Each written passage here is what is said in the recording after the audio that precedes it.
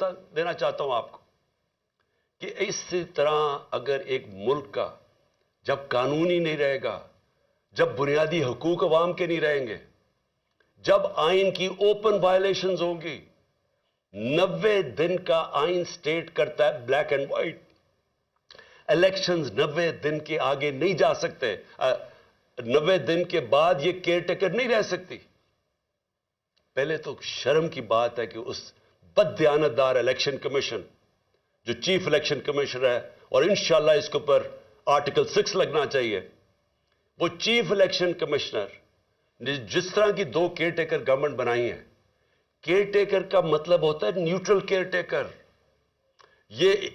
اس طرح ہے کہ یہاں شہباز شریف حکومت کر رہا ہے اور ادھر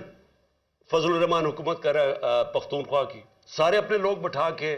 وہ پولیس والے، میں پھر سے کہنا چاہتا ہوں اور میں وہ پولیس والوں کو بتانا چاہتا ہوں جنہوں نے ہمارے اوپر یہاں ظلم کیا تھا 25 مئی کو، انشاءاللہ جو مرضی یہ کر لیں، حکومت تو آنی ہے ہماری۔ میں انشاءاللہ